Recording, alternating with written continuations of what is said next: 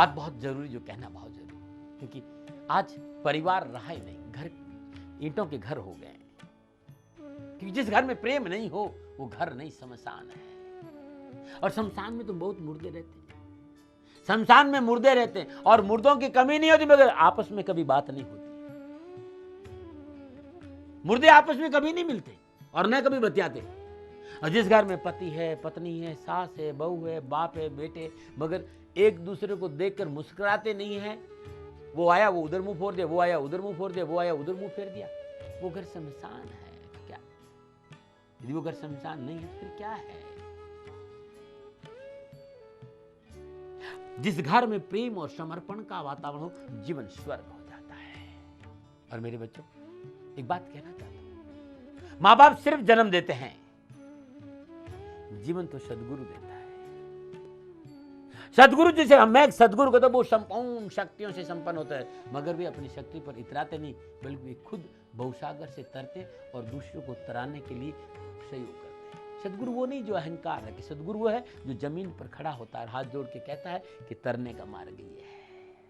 सदगुरु वो है जो भवसागर से तारता है। ऐसे थोड़ी कहा कि अखंड मंडलाकारम व्याप्तम येन चराचरम तत्पदम दर्शनम तस्मै श्री गुरु एकम नित्यम विमल अचलम सर्वादि साक्षी भूतम भावातीतम त्रिगुण रहितम सदगुरु तुम। ऐसे थोड़ी कहा कि अखंड मंडलाकारम व्याप्तम येन चराचरम। ऐसे थोड़ी कहा कि तेरी कृपा के बिना कुछ भी नहीं मेरे प्रभु। सदगुरु स्वयं तारता है और अपने शिष्य को तारने के लिए अपना जीवन लगा देता है। सदगुरु के बिना जीवन अधूरा है। जीवन में सदगुरु के बिना कुछ भी नहीं है। सदगुरु बहुत जरूरी है इस जीवन में, चाहे वो मिट्टी का द्रोणाचार्य क्यों नहीं हो, गुरु होना चाहिए। एक फैमिली डॉक्टर जो हमारे मन के रोगों का इलाज करता है, मन के रोगों का, हमारे शरीर की बीमारियों का इलाज करता है। सदगुरु हमारे इस मन की जो बीमारी है उसको ठीक करता है। जैसे डॉक्टर हमारी शारीरिक बीमारी को ठीक करता है, सदगुरु हमारी मन की बीमारी को ठीक करता है। सदगुरु का द्वारा सभी द्वारों से बहुत महत्वपूर्ण द्वारा है। इस जीवन में सब कुछ कर लेना, लेकिन कभी सदगुरु का दरवाजा मत तोड़ना।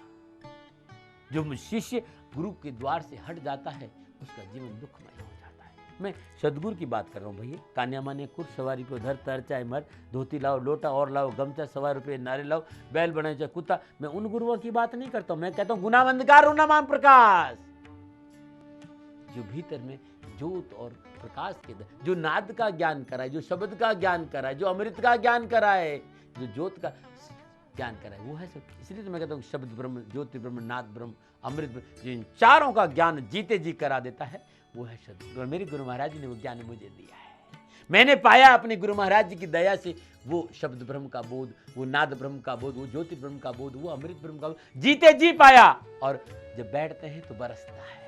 और तभी तो कहता हूं बरसन लाग्यो रंग शब्द झड़े लाग्यो रे, बरसन लाग्यो रंग, जन्म मरण की दुविधा भागी, समरत नाम भजन लिव लागी, कट गए करम कलेश भरम भय भाग्यो रे, बरसन लाग्यो रंग।